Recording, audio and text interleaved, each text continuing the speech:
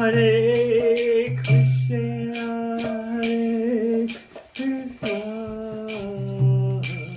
Krishna Krishna, Hare Hare,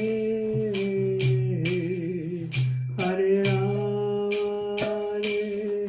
Rama, Rama Rama,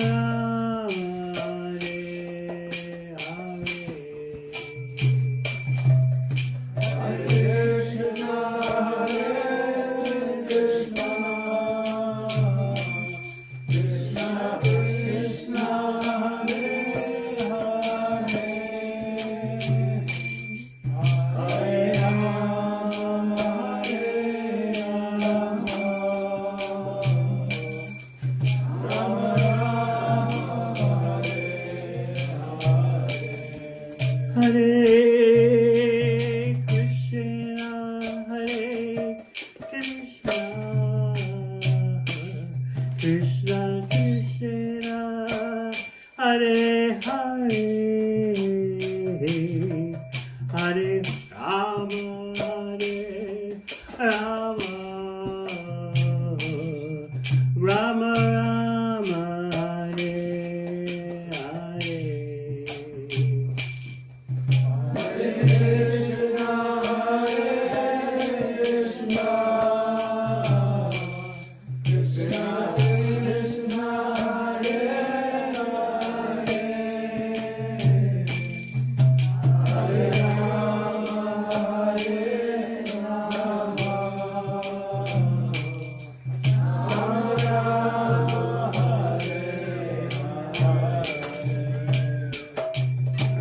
Hare Krishna, Hare Krishna,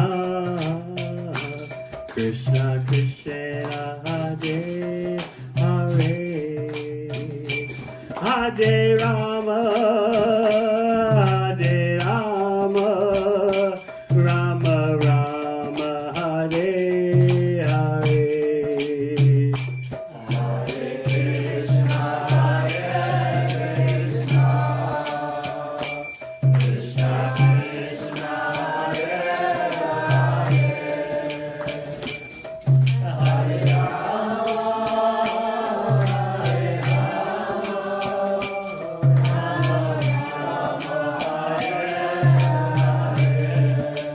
Hare Krishna, Hare Krishna, Krishna Krishna, Hare Hare, Hare Rama, Hare Rama, Rama Rama, Hare Hare.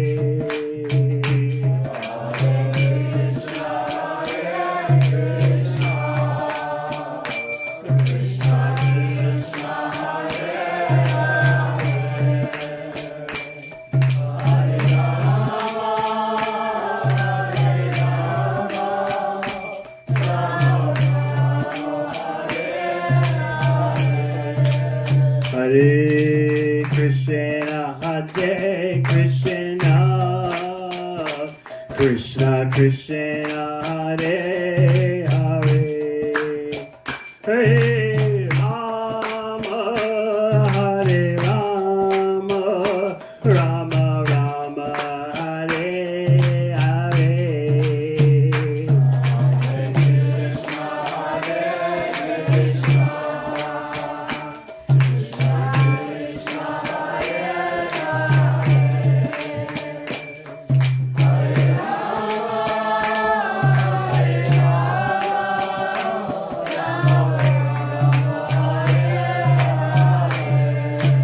Hare Krishna, Hare Krishna, Krishna Krishna, Hare Hare, Hare Rama, Hare Rama, Rama Rama, Hare Hare. Hare Krishna, Hare Krishna, Krishna Krishna, Hare Hare, Hare Rama, Hare Rama,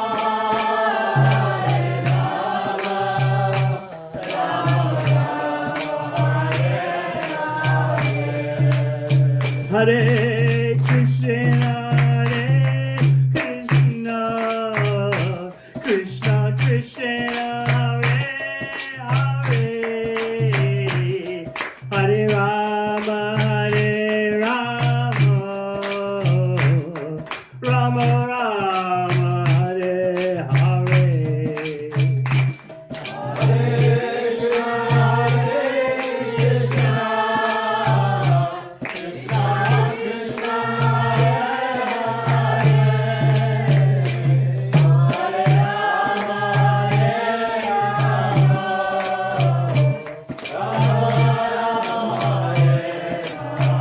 Hare Krishna, Hare Krishna, Krishna Krishna, Hare Hare, Hare Rama, Hare Rama, Rama Rama, Hare Hare.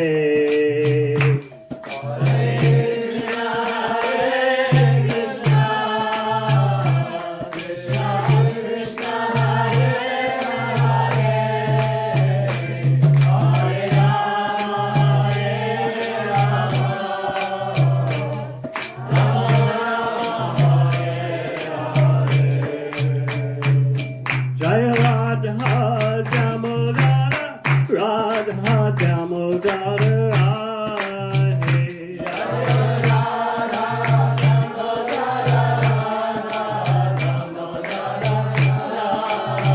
Jaya Radha Damodara, Radha Damodara, Radhe.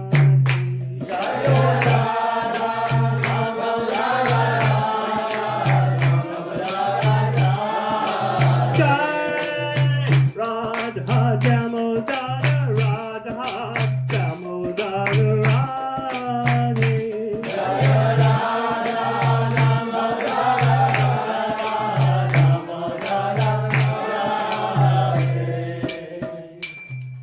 So Premanandi.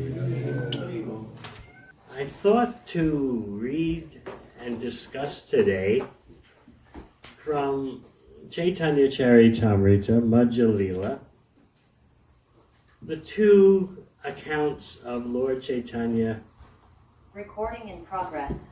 passing through, of course, the Jharkhand forest, and then also in the forests of Vrindavan. I have noted that the descriptions of Lord Chaitanya with the animals in the forests of Vrindavan is more intimate than the astonishing pastimes with the animals as he passed through Jharkhand forest on the way to Vrindavan.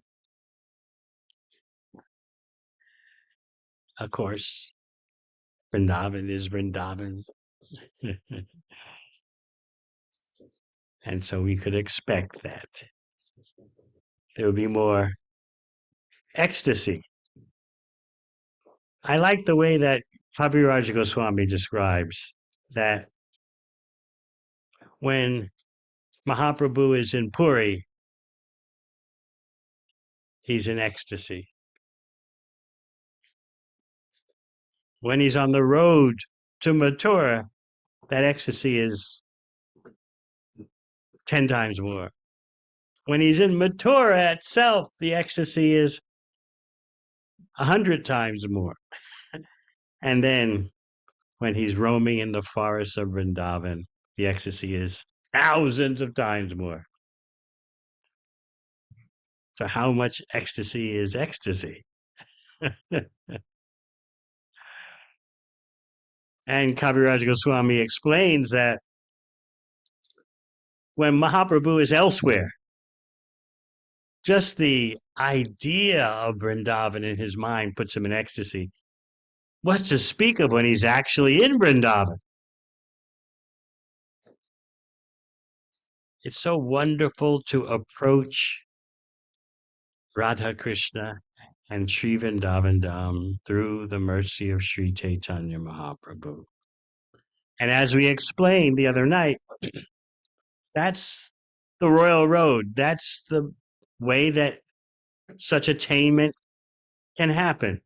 Otherwise, as we heard from Srila Prabhupada, attaining Radha Krishna Leela is very difficult. People can't even understand Radha Krishna Leela. What speak of attain it? But if you go through the mercy of Sri Sri Gaurnitai, then the goal is achieved, even in this age of Kali. So what happened is that this is Lord Chaitanya's second journey to Vrindavan. As we discussed the other night, the first journey was aborted. He did a U-turn. And we went over the various reasons why he said he came back to Puri without reaching Vrindavan.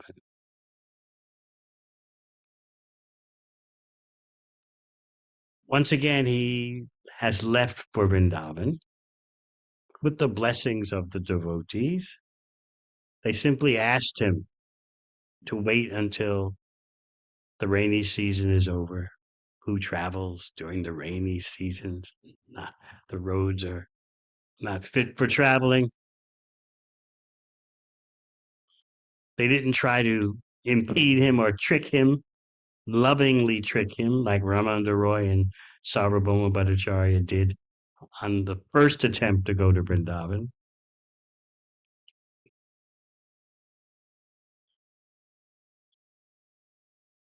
They agreed that Mahaprabhu should bring one associate with him rather than like before when everyone wanted to go with him. So that one person was Balabhadra Bhattacharya. So how is it that Mahaprabhu left this second time? The first time was a huge production, a gala event. The second time, the night before he left, he went to the Jagannath Puri temple and took permission of Lord Jagannath.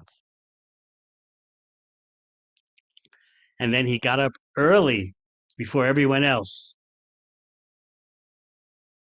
and disappeared into the night. The devotees woke up, searching everywhere for him. But Swarup Damodar told them, no point in searching. He's gone to Vrindavan. And we should allow that to happen. Even though the devotees had given their permission, their blessings, of course, who needs to give permission to the supremely independent, supreme personality of Godhead? But this is all about love. And we discussed that the other night. So even though they had given their permission, yes, you'll do what you want. But if you ask us, we say just stay till the rainy season over. Then you can go. Even though they gave the permission, still when the actual separation hits these devotees, that's another thing. So they all started looking around. Even though they had given permission, they were searching here and there. And Swarup Damodar, as Mahaprabhu's secretary, told them to stop. This time on the journey to Vrindavan, Lord Chaitanya didn't take any familiar or main roads. He went on the back way. He went the back way.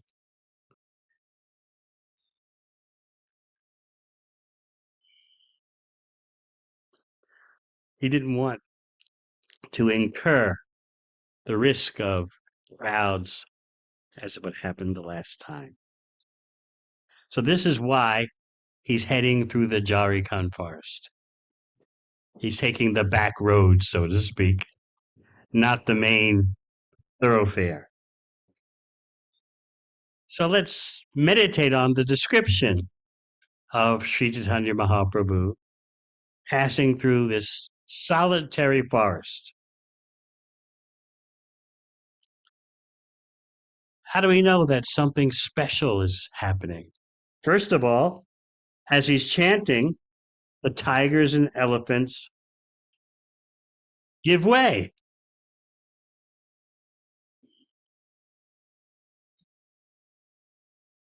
That lets you know. They know.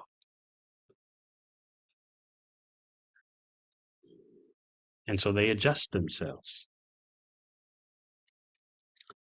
Next, we hear that, of course, Mahaprabhu is walking with great ecstasy.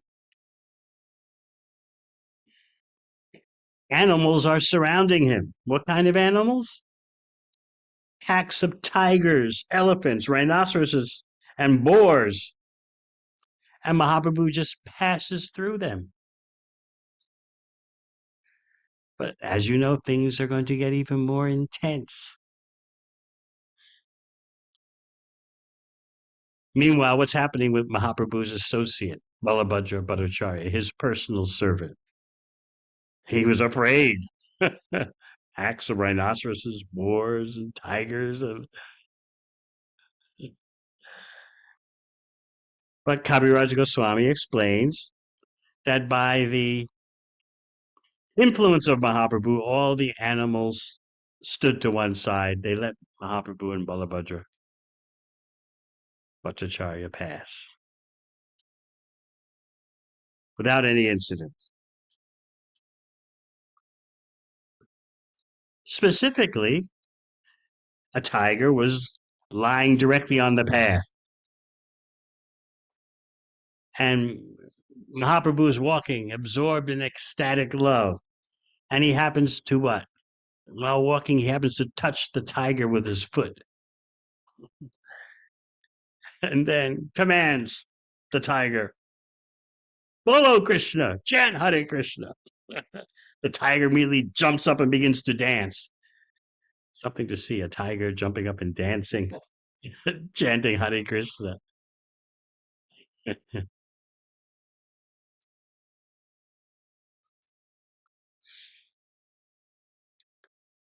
And then we hear that another day in that forest, it took a few days to go through that forest. Mahaprabhu is bathing in the river. That's what you do when you wander through the forest. You bathe in rivers, you eat whatever forest veggies there are. Sometimes they would be invited to some forest dweller's home for meals. Sometimes Balabhadra had a small stock of grains he brought with him. They would cook that. So in the river is Mahaprabhu bathing, and a herd of wild elephants come there to drink water.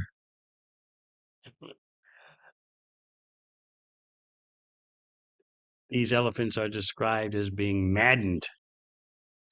So normally, if you were in the river bathing and a flock of uproarious, maddened elephants approach, you'd be you'd want to get out of there very quickly. And this is all happening while Mahaprabhu is saying his Gayatri mantra.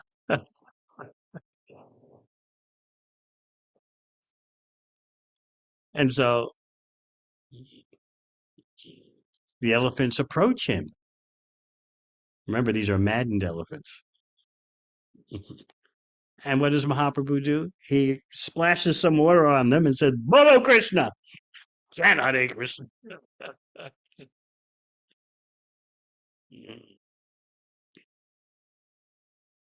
So we get a description in the purport of the Mahabhagavat platform. A devotee on that platform makes no distinction between friends and enemies. The devotee sees everyone as a servant of Krishna. Tigers, elephants, rhinoceroses, boars.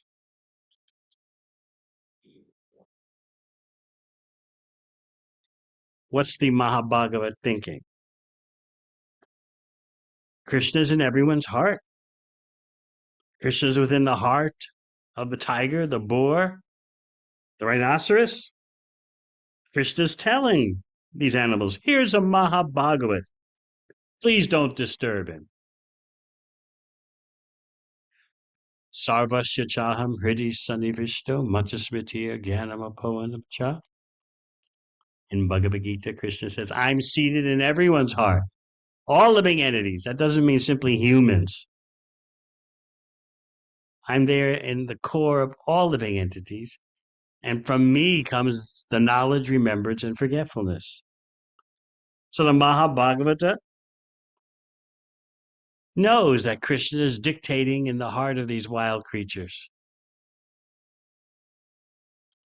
And because the Mahabhagavata is completely in harmony with Krishna, he accepts everything as Krishna's will, Krishna's protection.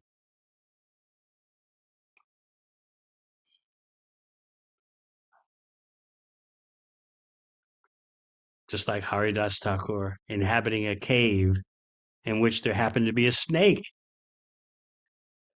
And everyone was very worried. That cave is famous for being the home of a snake, and that's where Haridas Thakur is chanting all day and all night. But Haridas Thakur was not caring for such a concern. He just went on chanting Hare Krishna. And one day the snake just left. Everyone was astonished. So how are we to act on this kind of understanding? Prabhupada writes, those who are neophytes or even a little progressed in devotional service should not try to imitate the Mahabhagavata. Don't go stick your head in the mouth of a tiger. Krishna will dictate in the heart of the tiger not to close its mouth on me. Rather, in other words, instead of imitating the Mahabhagavata, they should only follow in his footsteps. The word anukar means imitating, and anusar means trying to follow in the footsteps. We should not try to imitate the activities of a Mahabhagavat or Sri Chaitanya Mahaprabhu. Our best efforts should be exerted in trying to follow them according to our ability. The Mahabhagavat's heart is completely freed from material contamination, and he can become very dear even to fierce animals like tigers and elephants. Indeed, the Mahabhagavata treats them as his very intimate friends. On this platform, there's no question of envy. When the Lord was passing through the forest, he was in ecstasy, thinking the forest to be Vrindavan. He hasn't even reached Vrindavan yet he's thinking this Jharikand forest is Vrindavan. Not only that, but every time he would see a hill in Jharikand forest, he would think, this is Govardhan. Every time he would see a river in Jharikand forest, he would think, this is Yamuna. And then, as we discussed the other day, Mora Mana Vrindavana, as Mahaprabhu declared during the Ratha Yatra, my mind is Vrindavan, because in my mind, the pastimes of Radha and Krishna are continually taking place. So we discussed the other day how whom Prabhupada refers to as the eternal Brajavasis, like Srup Damodar, Gadadhar Pandit, Pundarik Vidyanidhi, a long list. They never went physically to Vrindavan, but they're always in Vrindavan. So in this way, as we discussed the other day, we discussed the distinction between physically being in Vrindavan and being in Vrindavan conscious with your consciousness.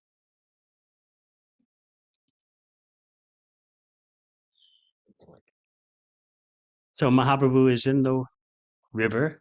The maddened elephants are there surrounding him. And so he just takes water and he splashes them and begins to chant, Krishna, Krishna. And the elephants began to chant, Krishna, Krishna. They began to dance and sing in ecstasy. Elephants dancing and singing in ecstasy. What a sight.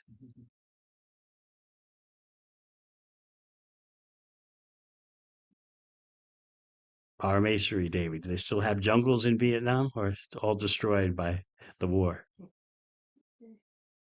They have fierce animals in the jungles there. Any tigers? You don't. You don't go walking in the jungle. All right. So just visualize elephants chanting and dancing.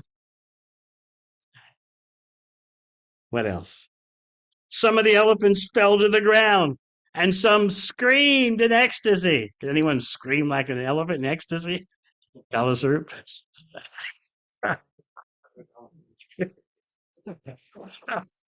Elephants scream in ecstasy. David, keep reading. Can you scream like an elephant in ecstasy?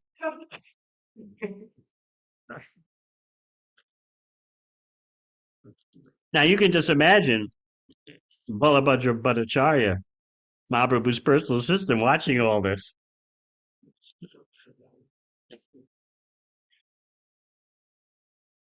So as Mahaprabhu proceeds through the forest, he's chanting very loudly, passing through the jungle, and hearing his sweet chanting. The deer approached him, particularly the does, the female deer.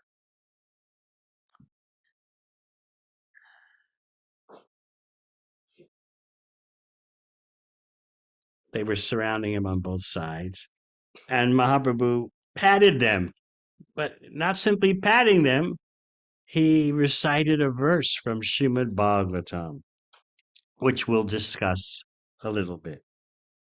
Danyasma mura matayopi harinya eta ya nanda nandanam upatta vichitra vesham akarnya venu ranitam saha krishna sara pujam dadur virachitam pranayavalokai. This is Bhagavatam, chapter 10, Canto 10, chapter 21, verse 11. It's spoken by the gopis of Braj. Blessed are all these foolish deer, because they have approached Maharaj Nanda's son, who is gorgeously dressed and is playing on his flute. Indeed, both the does and the bucks worship the Lord with looks of love and affection. So why are the gopis commending the deer, both the male deer and the female deer? Why? Because the acharyas explain the gopis are feeling that these male deer and female deer, wife and husband, they're together approaching Krishna, but our husbands won't let us do that. So therefore, how fortunate are these female deer? Their husbands are encouraging them. Yes, go to Krishna, go to Krishna. Whereas our husbands get upset.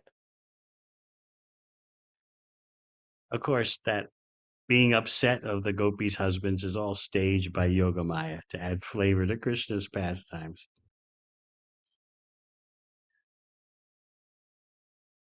The so-called opposition makes the pastimes more dramatic, more tasty.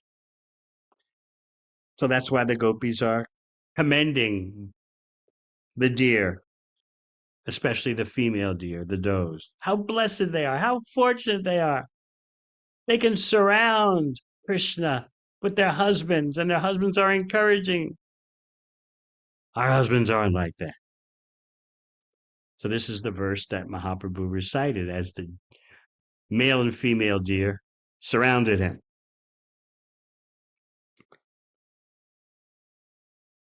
Notably, as he's passing through the jungle, 5 or 7 tigers approached him. Now, 7 tigers approaching him while he's surrounded by deer? Doesn't that strike you as very contradictory? I mean, the last place a deer would want to be is where a tiger is. But seeing the tigers and the deer now together following Mahaprabhu, he remembers the land of Vrindavan. Why? Because the tigers and deer are harmoniously coexisting together, following him without any trace of violence or attack or envy. That motivates Mahaprabhu to recite a verse spoken by Lord Brahma in the 13th chapter of the 10th canto of Bhagavatam. Yatra Naisarga Durvaira Sahasanri Megadaya Machani Va Jitavasa Garutarut Tarshanadikam. Lord Brahma, this is near the end of the chapter 13, Brahma Vimohana Leela, Bewilderment of the Lord Brahma. He says, Vrindavan is the transcendental abode of the Lord. There's no hunger, no anger, or thirst there. Though naturally inimical, human beings and fierce animals live together there in transcendental friendship.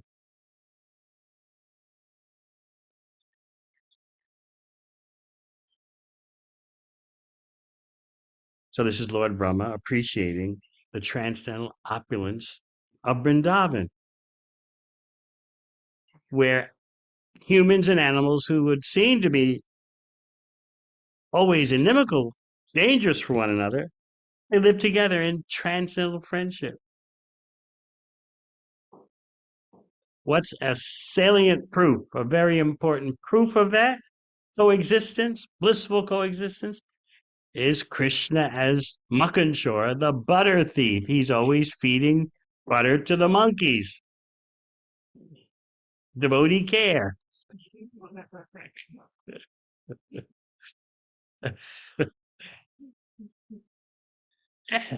So the point is that everyone should get what they need and live happily together. But instead of that, what do we get in this age of Kali? Here, I'll read you some statistics.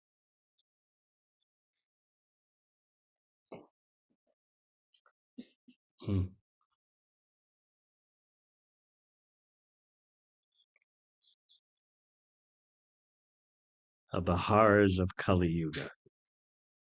And then we can better appreciate why Lord Brahma is glorifying Vrindavan. Number of animals killed every year in the world. Does anyone have any idea? And this is not including aquatics, not including fish, or whatever creatures people pull out of the ocean or the rivers. This is land animals. Kalasrup, you have any idea? 10 billion. Oh, that's just the USA. No, 83 billion globally. USA is around 9 billion. So here, this is from the UN Food and Agriculture Organization, FAO. So the yearly global total for chickens is 73 billion killed. Cows, 1.5 billion. Pigs, 1.3 billion. Ducks, 4.3 billion. Geese and fowls, 800 million. Rabbits, 572 million. Turkeys, 617 million. Sheep, 602 million. And goats, 500 million.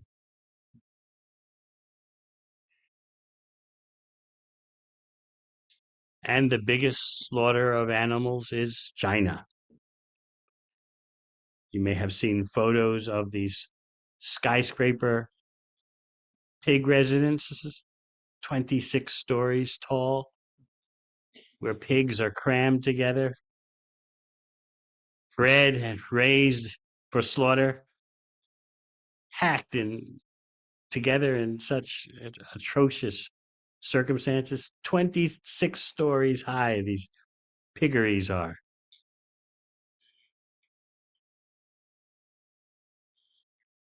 So the world total is around 83 billion. Some say 93 billion. That's per year.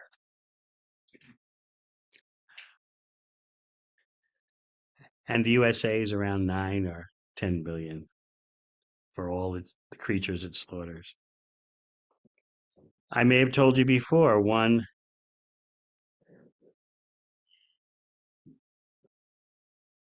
incident in Florida.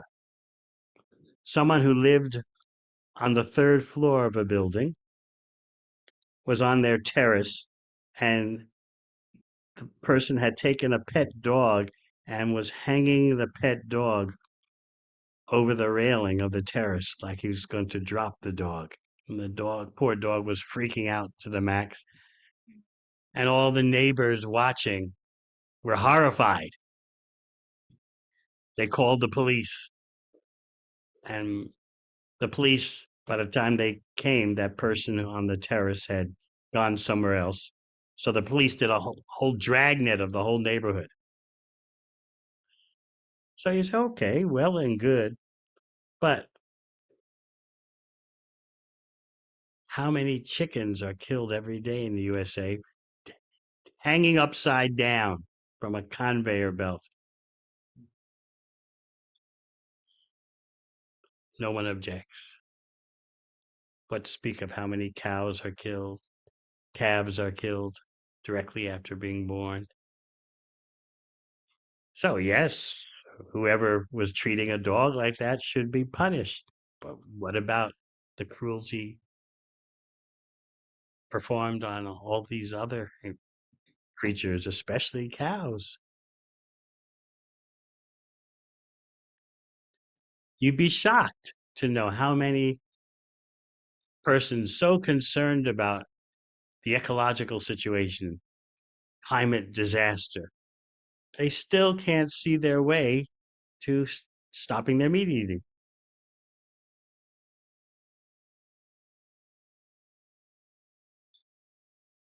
I remember this intergovernmental organization for climate,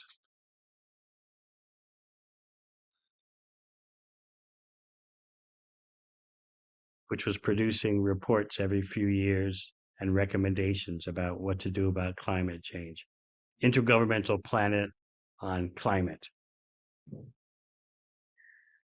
It said that we hesitate to speak this, but the basic fact is an enormous lessening of climate disruption can happen if people would simply stop their meat diets. We hesitate to say this. And the fact still remains the same. Except for a minority of persons concerned whose concern about the environment translates into changing their diet. Meat eating, especially in overseas, continues to rise. It's a sign in second and third world countries. Meat eating is a sign of you've made it. You're living on high.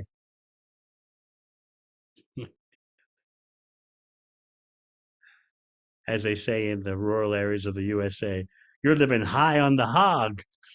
It's a tragedy.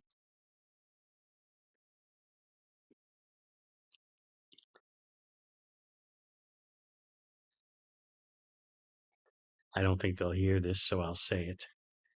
I don't think any of my relatives will listen to this. But I have relatives who have gone to the oldest and finest university with program, master's degree in environmental science, and so concerned about the environment. Activists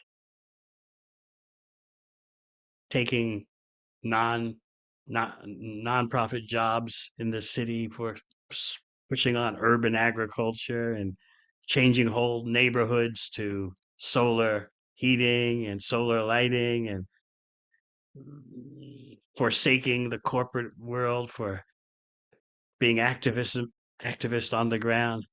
I ask, well, what are your eating habits? Well, they call it flexitarian.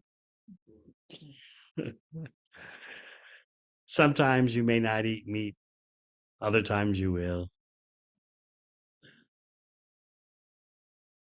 One of them told me, well, knowing how badly chickens are treated, I figure it's better to eat them. I,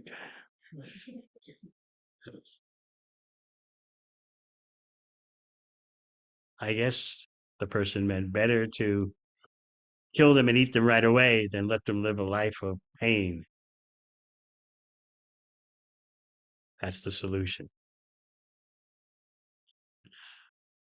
So this observation by Lord Brahma is very important.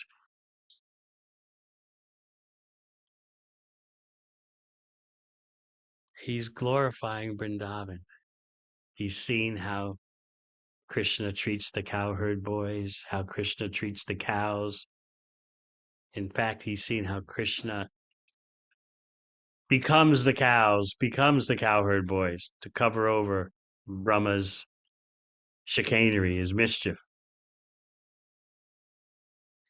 So he's glorifying Vrindavan. It's the transcendental abode of the Lord. There's no hunger, anger, or thirst there. Though naturally inimical, human beings and fierce animals live together there in transcendental friendship.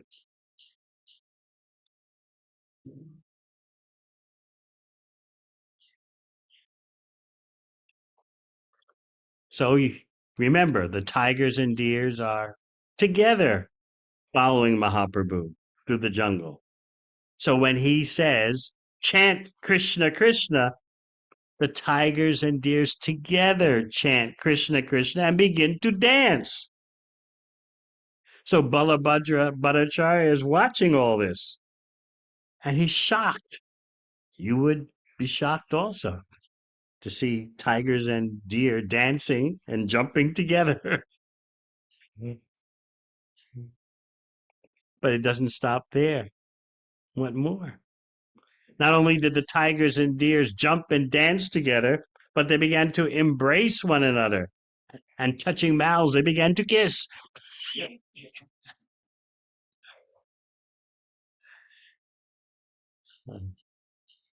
I've heard of this pastime and read it so many times, but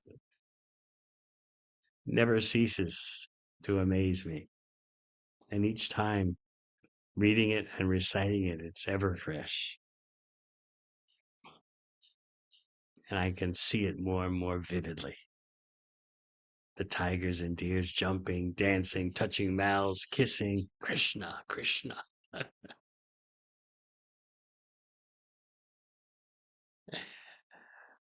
Mahaprabhu, just like you're smiling, he's the original smiler, Gaur Bhagavan. So he was smiling, watching all the fun. Finally, he left these animals behind as they chanted and jumped and danced and kissed and embraced. Mahaprabhu kept moving. Now various birds, including peacocks, began to follow Mahaprabhu. And they were chanting and dancing. Every creature is maddened by the holy name of Krishna. So when can we become maddened by the holy name of Krishna? We need so many other things, don't we?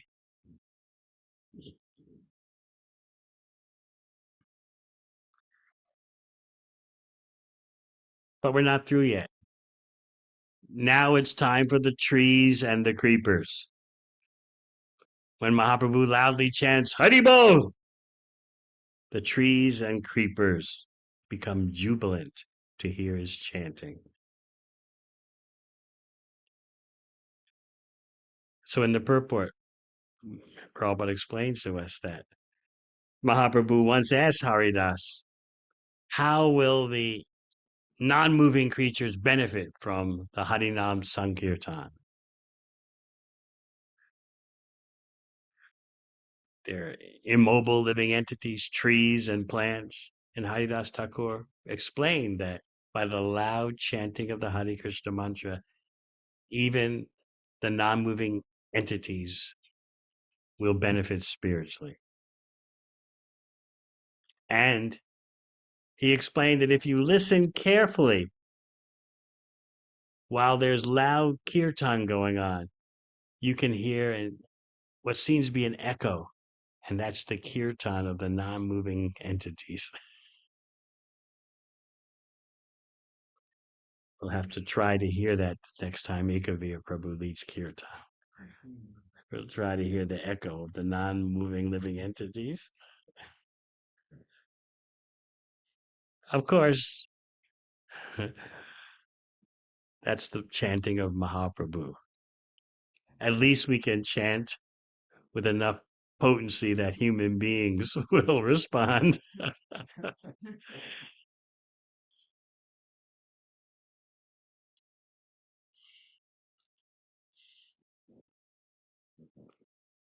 We read, Haridas Thakur replied that the loud chanting of the Hare Krishna Maha Mantra would benefit not only trees and plants, but insects and all other living beings. One should not therefore be disturbed by the loud chanting of Hare Krishna, for it is beneficial not only to the chanter, but to everyone who gets an opportunity to hear. Of course, we shouldn't apply this fanatically. I remember in the early days, in Brooklyn, New York, and also when we went on traveling Sankirtan to other temples, St. Louis, Chicago, Atlanta, we would not consider going out from the temple because it was warm in the temple. Go out on the street right after Mangal Arati, Hare Krishna, Krishna Krishna, Hare Hare. And if the neighbors protested, what would we say? Who knows? This is the proof of the potency of the holy name that is producing such a reaction in them.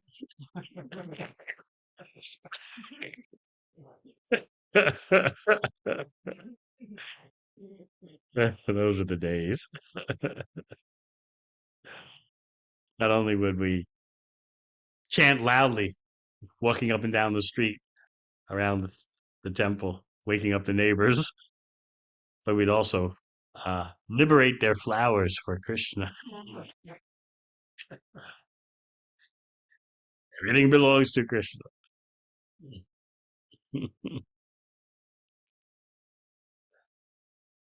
Obviously, we lacked discretion. Of course, I didn't do those things.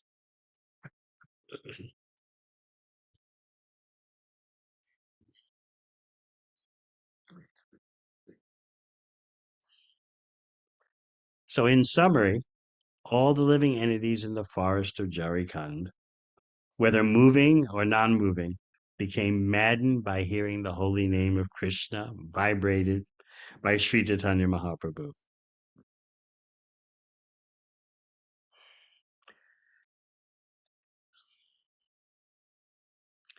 And Mahaprabhu was very grateful to Balabhadra Bhattacharya for accompanying him through the forest, because in this way, thousands of persons were not crowding here and there, impeding Mahaprabhu's journey to Vrindavan. He was very grateful. He expressed his gratitude to Balabhadra Bhattacharya. Of course, Balabhadra Bhattacharya humbly responded that this is all your mercy. But Mahaprabhu was showing, even the Supreme Personality Godhead shows gratitude for service rendered. That's another meaning of achyuta, not simply one who never falls under the influence of the material energy, but Krishna's name achyuta means one who never fails in reciprocating with his devotees. Of course, we need to become purified to understand the full scope of Krishna's reciprocation.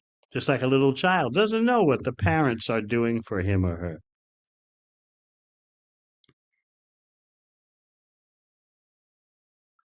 But as the child becomes older, the child realizes if he or she's had a good mother or good father, the parent has sacrificed so much.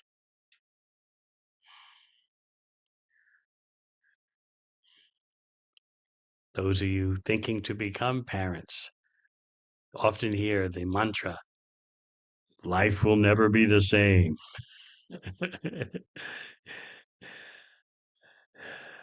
It won't be simply your life anymore.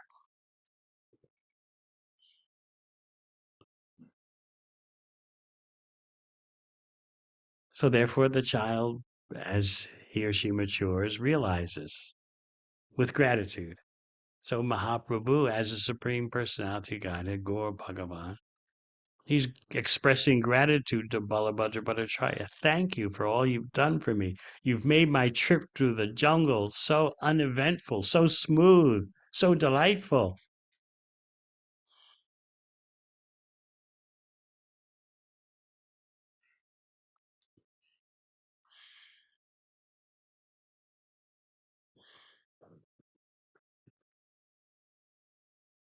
One comment Kaviraj Goswami makes is that Mahaprabhu did not always manifest his ecstasy. You're hearing about tigers, deer, and birds and peacocks jumping and dancing and chanting. But Mahaprabhu, when there was a great assembly of people around, he would keep his ecstasy concealed. Still, everyone who saw him became a pure devotee simply by seeing and hearing him. But he didn't reveal the full extent of his ecstasy when they happened upon assemblies of people.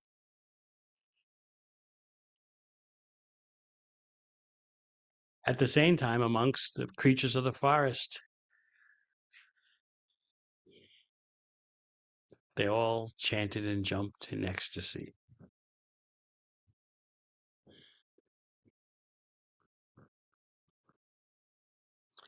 One point I'd like to focus on today in the purport is that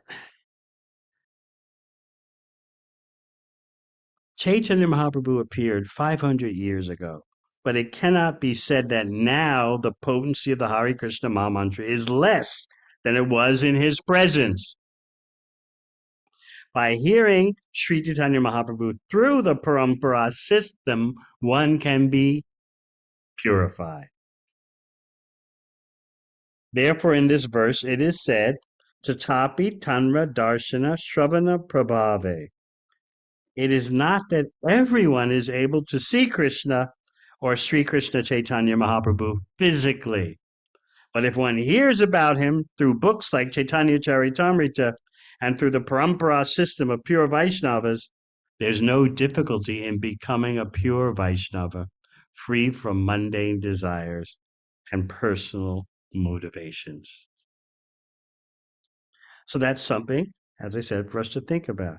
It cannot be said that now the potency of the Hare Krishna Maha Mantra is less than when chanted in Mahaprabhu's presence on this earth, present to ordinary vision.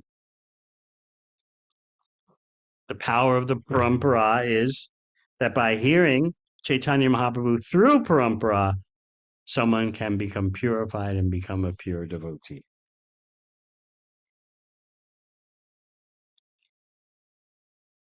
You may remember the example I gave when I saw Srila Prabhupada in Atlanta, February or so of 1975. I was on traveling Sankirtan, and Prabhupada had been to the Brooklyn Temple, but I was on the road, so we went to see him in Atlanta. And there, the devotees, one of the days, they staged a drama, the Chankazi drama. Everyone knows the Chankazi drama, right? When the ritualistic externalist Hindus were protesting about the chanting of and the kirtan of Mahaprabhu's devotees. They went to the Qazi to complain. This Mahaprabhu is ruining the Hindu religion. He's reciting these mantras out loud in the presence of everyone. And so the actors, Prabhupada's watching the play from the Vyasa. And so the actors reach the part in the Leela where the Hindus are saying, the problem is that by chanting the mantra out loud to anyone, by chanting Hare Krishna in that way, the potency becomes reduced. And Prabhupada broke into the play immediately. Potency has already increased. They said Hare Krishna. The potency had already increased. Well, he's seeing that. We want that kind of vision. Every What kind of vision is that? Every time someone says Hare Krishna, you can see the potency of the holy name increasing. What do you think of that kind of science, Kalaswarup?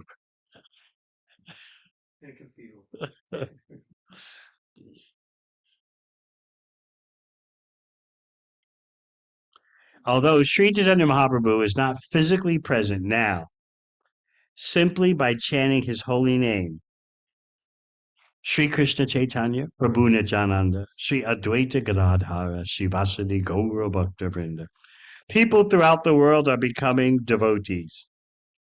This is due to the ecstatic chanting of the holy name of the Lord.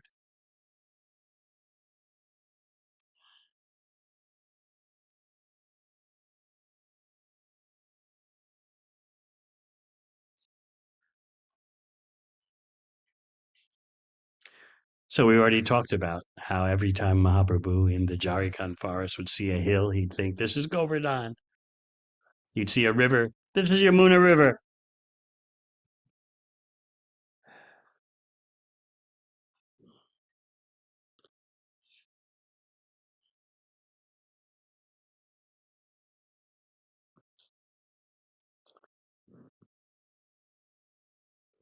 All right, any questions?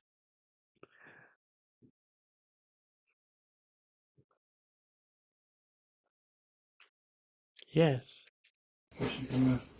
Um, yeah, I'm wondering this on this topic of yeah, like you were just saying those statistics, so many animals being killed. So I'm wondering, yeah, as devotees, how do you draw the line? You know, in terms because there's so many things, not using plastic, eating organic, all you know. We have to not lose sight of Krishna. You'll never get to the bottom of the compromises and imperfections of this world. But we try our best without becoming a maniac about it. So that's why, just like with the plastic used on the farm here, wrapping hay bales, plastic mulch for the gardens, we're trying to figure out ways how to get around it. It's very difficult. Agriculture these days means plasticulture. Plastic seed trays. We've already been discussing how to get around using plastic seed trays, and both you and Tarika have concluded that these seed blocking devices that's the way to go. So we're trying. The main thing is we shouldn't forget to chant Hare Krishna. You're not going to make this world perfect, but for the sake of Krishna's pleasure, for the sake of outreach, for the sake of properly respecting Krishna's energy, which is nature, which we're going to try our best. Got a long way to go.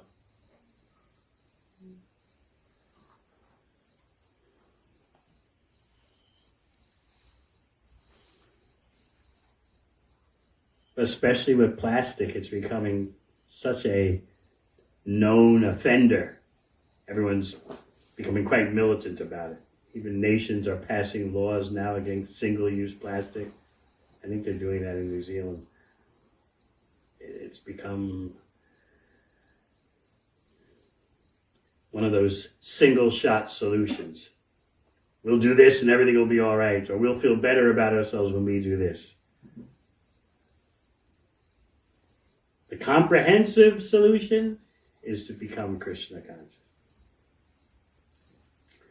But sometimes people will criticize about the misapplication of bhakti and shastra, that you're so worried about your relationship with the divine and your relationship with other human beings, but you forgot about your relationship with animals and nature.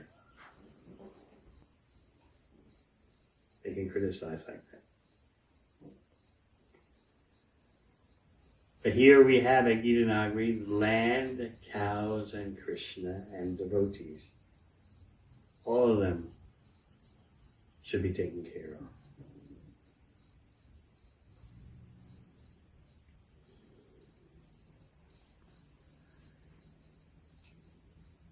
Some say that unless human beings, animals, the land, all of nature marches together into the future as one community, there'll be no march at all.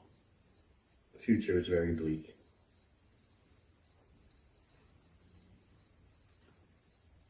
So Krishna teaches in Bhagavad Gita, Rasaham Apsukonte, I'm the taste of water. Prabhasmi Shashi Surya, I'm the light of the sun and the moon.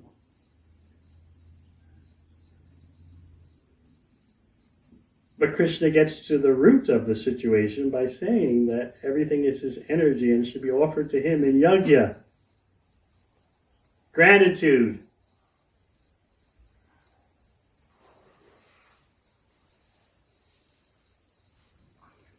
So real ecological harmony means everyone's always giving. The cows are giving to you, you're giving to the cows.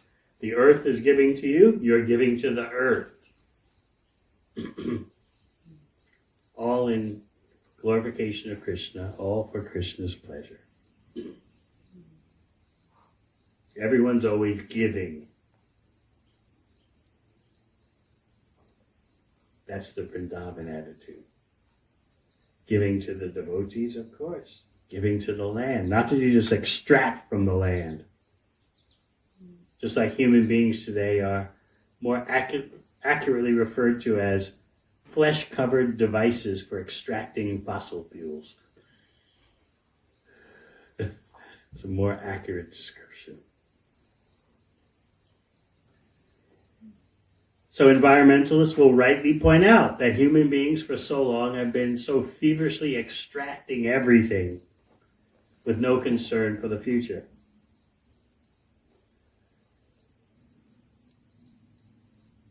Whereas we should be giving to the land to reciprocate for the land giving to us. We should be giving to the animals for reciprocating that the animals give to us. So the idea is that it's all one community. Of course, we will point out that the humans in that one bio community have a special gift of higher consciousness, and are meant to use that higher consciousness to realize their relationship with Krishna. Animals can't do that. But part of realizing your relationship with Krishna is, just like we read about in Vrindavan, Krishna feeding the monkeys with butter. All living entities, let all living entities prosper, not I live and you die. Of course, the way this world is, sometimes you have to compromise. You can't find purity on the material platform this day and age. You get rid of all the plastic, there'll be something else. What about the batteries made of cobalt in your electric vehicles? Half the cobalt in the world comes from the Congo, one district in the Congo where people are slaving under horrible conditions, child labor. So you want to stop the fossil fuels, bring in the electric vehicles. But then electric vehicles run on rare earth minerals produced under horrible conditions, or mind under horrible conditions. What are you going to do? Therefore, the ultimate solution is to chant Hare Krishna. Anything else? Yes? You mentioned instead of imitating the Mahabhagavat, we should follow the footsteps.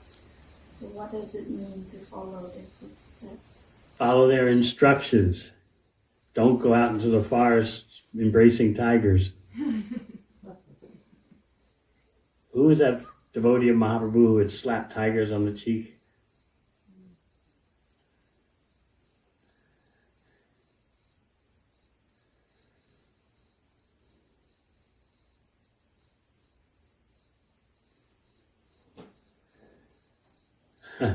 I remember, you reminded me. A devotee asked Prabhupada about whether devotees should take rotten prasad, just like Raghunath Das Goswami would do. He would take remnants of Jagannath prasad that even the cows wouldn't touch. And he would wash it off and eat it. So devotees were asking Srila Prabhupada, well, should we do that? And Prabhupada replied that Krishna is the fire of digestion. That's the verse in Bhagavad Gita, Ham Vaishparnava. Huh?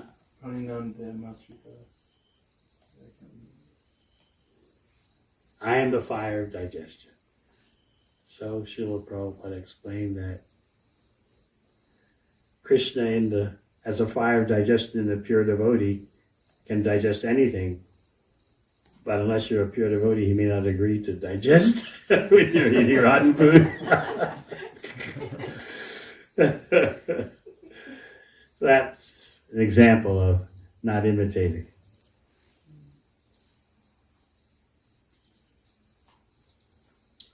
Very good question. Anything else? Any comments? Jagannath Pandit, Prabhu, Ekavir Prabhu, Prajalila Devi.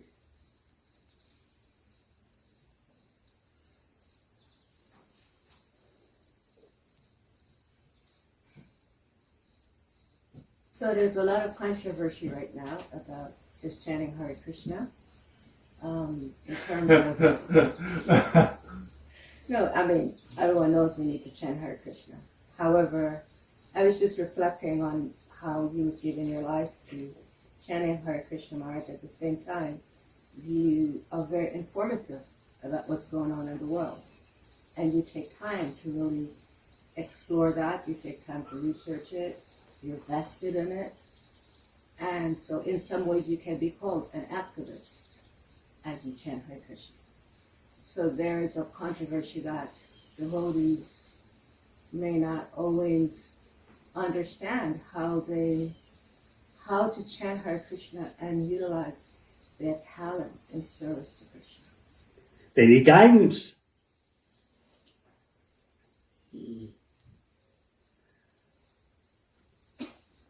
You have to know what you're doing and not become overwhelmed. You have to know how to catch the fish without getting wet. So when devotees would present to Srila Prabhupada that, can we preach through psychology, or can we preach through this, or can we preach through that? He wouldn't deny it. He would say, yes, but you have to be expert. You have to know how to walk the line without going too far off and losing sight that the goal is to love Krishna. So I'm not so much into all that. I'm really just trying to read about love of Krishna and how to love Krishna.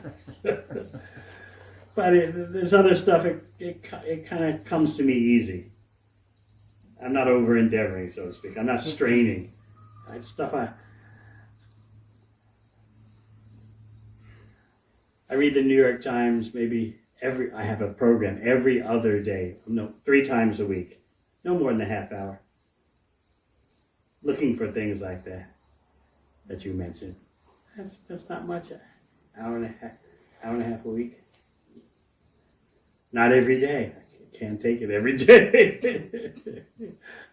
Oh, that's how would I ever read Chaitanya Charitamrita?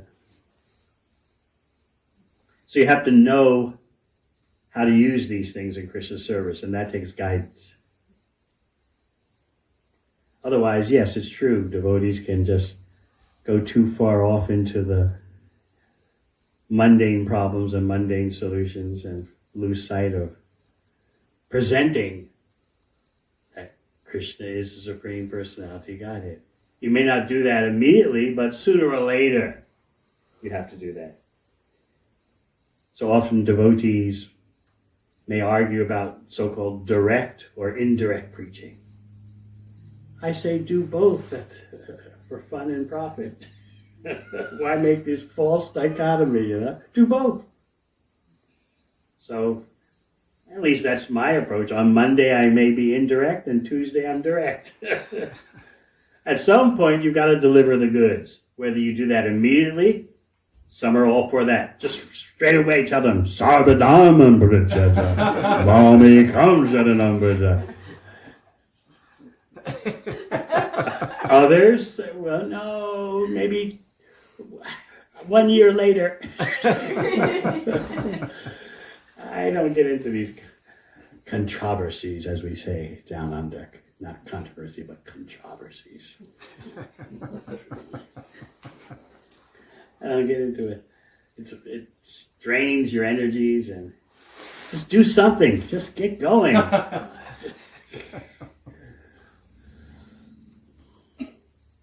So, since you mentioned my insignificant self, like I say, in my public talks, the first 20 minutes I could be indirect, and the last 20 minutes I can be direct.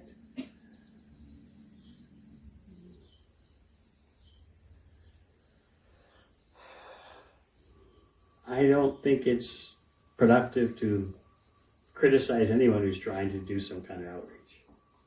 I'm so happy that they're trying. And everyone will develop their own style. The main thing is the sincerity of the heart. Krishna's in our heart. He knows what our sincere desire is. And Krishna's in the heart of the person that you're trying to present bhakti to. So the way the dynamic works is that when you're sincere in presenting Krishna to someone else, however you're doing it, Krishna in your heart notices. And then Krishna in the heart of the person you're interacting with dictates to that person. You should listen. You should do this. So we're working with the super soul, actually.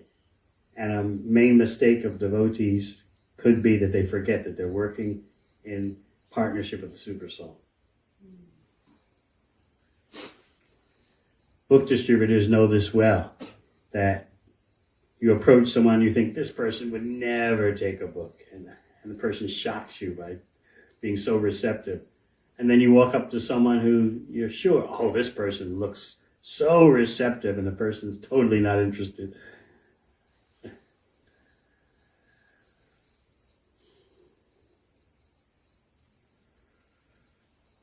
So as you mature in bhakti, in your outreach, you learn to work in tandem with the super soul.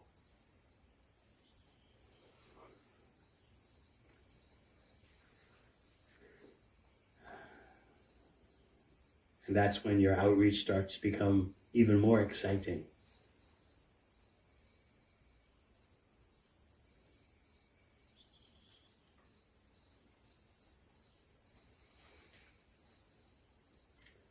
Anything else? Yes. Gurudev, in the last class you talked about the external versus internal Vrindavan. I just wanted to ask, is there any difference between the internal Vrindavan and the internal Gita Nagari? Yes. Yes. Stick around and you'll see how Radha Damodar, his presence is felt everywhere.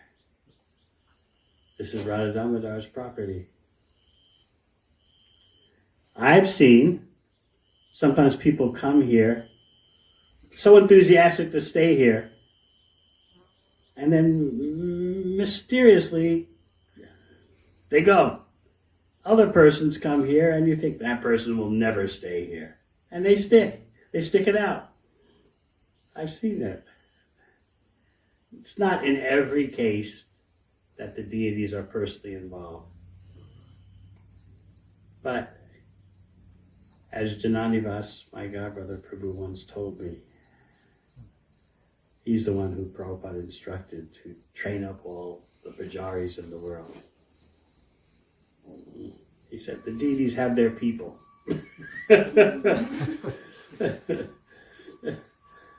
Just like a family man or family lady's got their family, their people. Deities have their people. Are we impersonalists that we can't understand that? They got their people, and their people, the deities don't let go.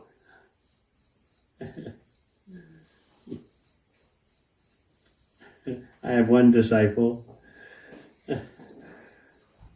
Kasturika Devi, and she's been trapped in Vrindavan for, I don't know, must be 10 years now. And she's always trying to get away, but she can't get away.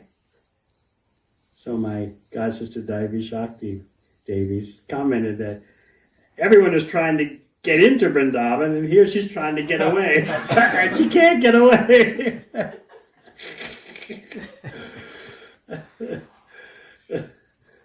So finally, I think after 10 years, she just gave up. Gave up trying to get away. So it can be like that, not in every case. But just like you have your personal desires, personal hopes, and personal capacities, so does Krishna. I don't want you here. Or, you can't get away.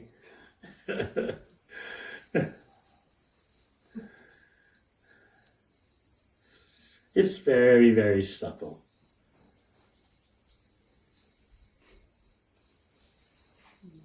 But Jananivas Prabhu, who I respect as, and Prabhupada certified as the leader of all the pujaris in the world, he said that's the deities have their own people.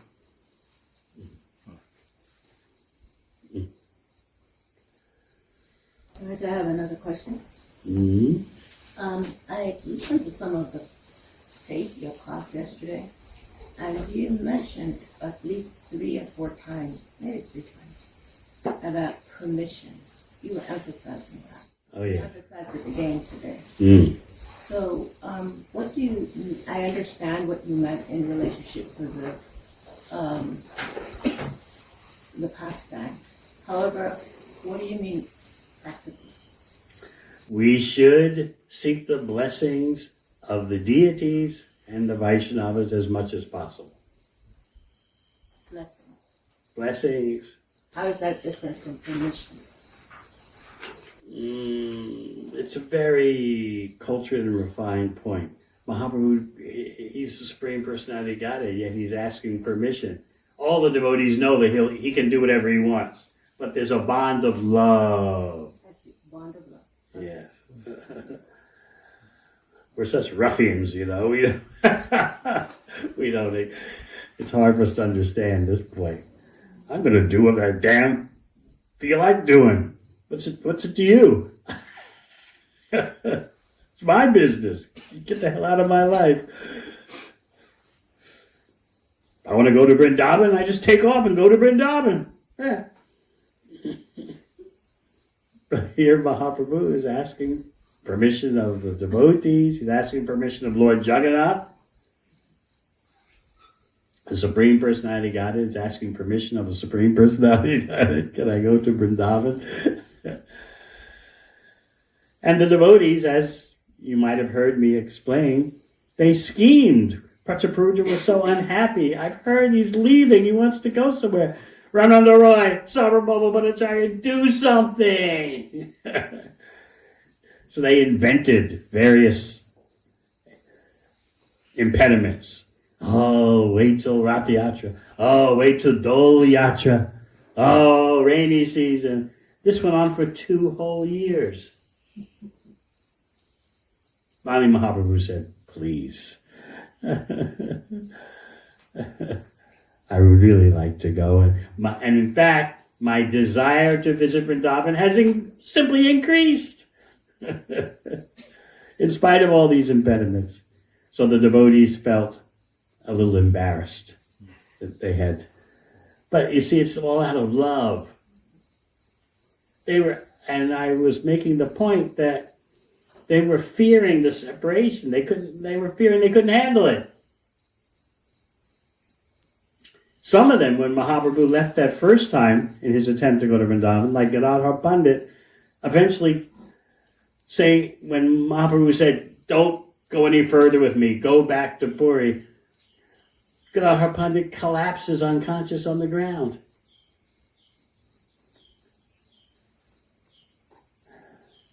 So when have you ever done that, I asked.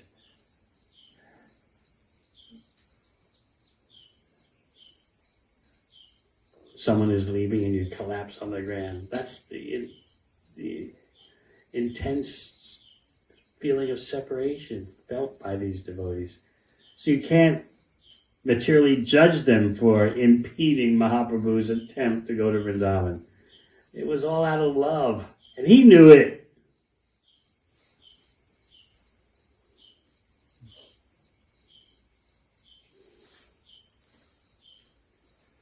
Anything else? Yeah. How does serving Mahaprabhu in Dasyaras, just like Bhagavad Bhattacharya, open the door to other rasas with Krishna? Try it.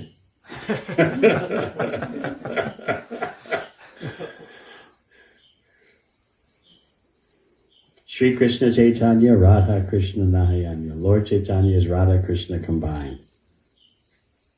Krishna is very strict, and Radha Krishna Leela is difficult, very difficult to attain. But Lord Chaitanya is Krishna giving Krishna away.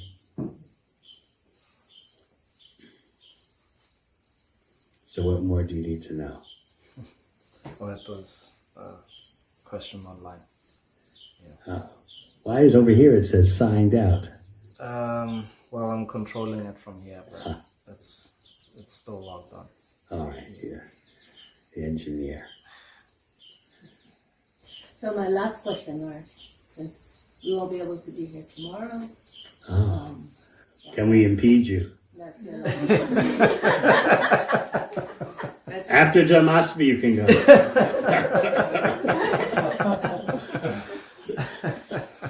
So I mean, probably this question may go inside, and maybe it's theoretical, perhaps, I don't know. However, that bond of love, in those pastimes, those devotees, they loved each other, and they loved Lord Chaitanya. And throughout, when we read CC, we can at least theoretically hear that. However, how do we develop that with ourselves? You got to beg for it. It's a gradual process. You got to beg for it.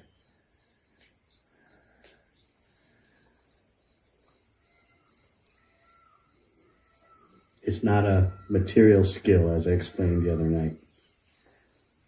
It's not a material social skill, like in that book, How to Win Friends and Influence People. You have to be divinely empowered.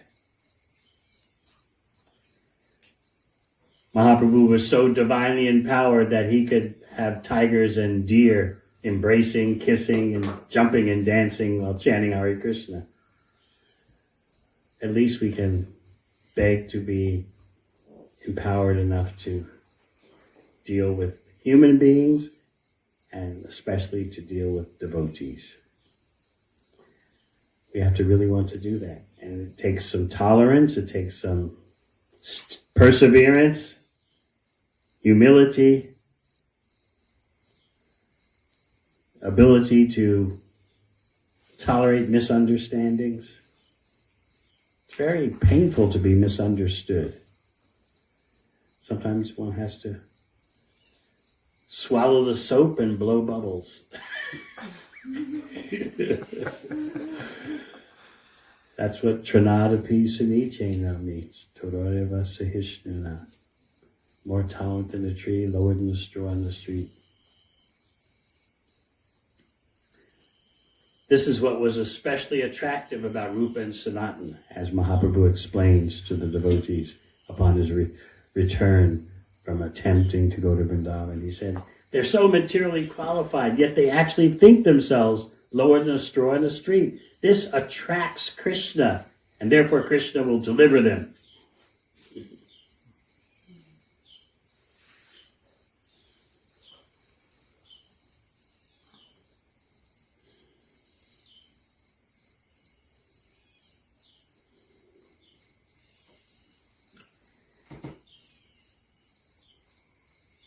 Devotees that we have difficulty with, there's always someone who misunderstands you, misperceives you. All you can do is pray to Radha Damodar, somehow or other. How can I bridge this gulf? What else can you do? Can't give up.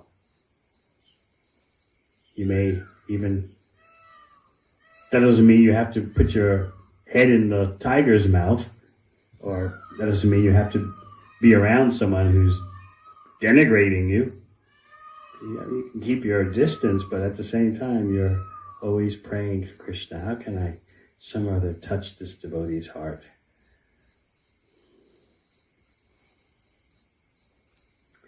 So now you've announced you won't be here tomorrow, so we're all praying, how can we keep Brajalila Nikabir here?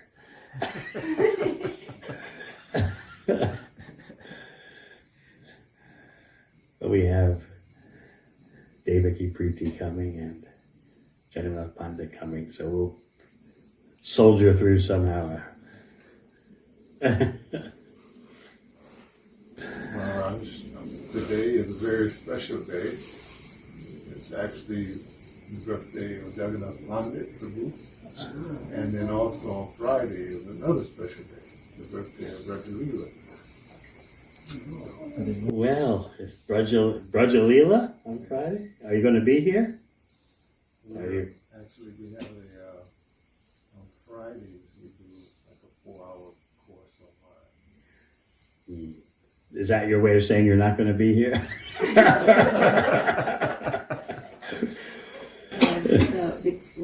Also tomorrow, that's what's happening.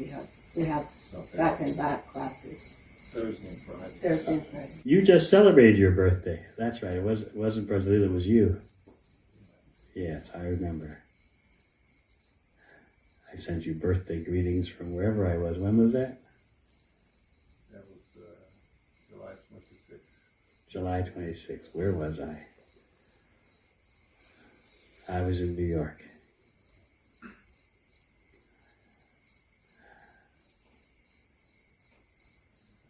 Well, Jagannath Pandit Prabhu, how old will you be? 21. Add 36 to that. What's the total? 57. Huh? 57. 57.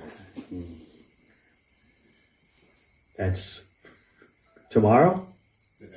Today. Well, we all express our gratitude for your presence and hope that you never take birth again in the material world. Of course, taking birth for Krishna's service, that's not a material presence in this world.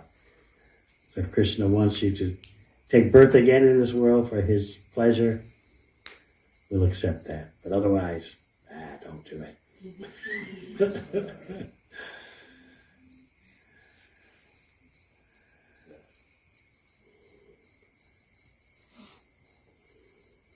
So those are my official, heartfelt birthday greetings for Jagannath Pandit Prabhu. Hello.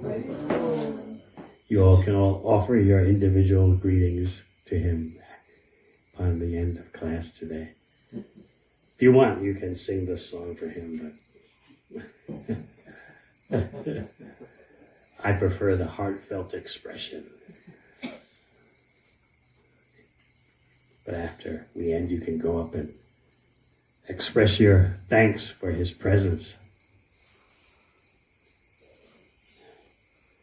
He started the day off in Mangal Arti this morning. That was this morning? Yeah. You didn't bring your daughter with you. Too early, huh?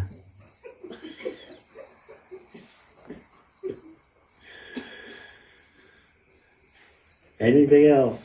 Actually, she used to drag me to Mangalaki. Huh? She used to drag me to Mangalaki. Used to.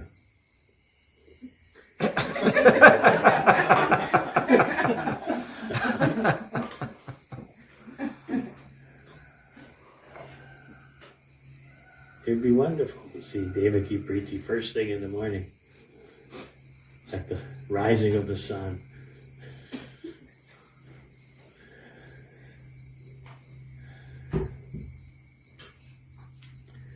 So tomorrow we're going to do another forest pastime, but this time it'll be Vrindavan, Mahaprabhu in the forest of Vrindavan, conversing with parrots and becoming lost in ecstasy, seeing the bluish neck of peacocks. Cows licking his body, deer licking his body. Just think if you were a deer licking the body of Sri Krishna Chaitanya Mahaprabhu. All right, thank you very much. Hare Krishna. Jai.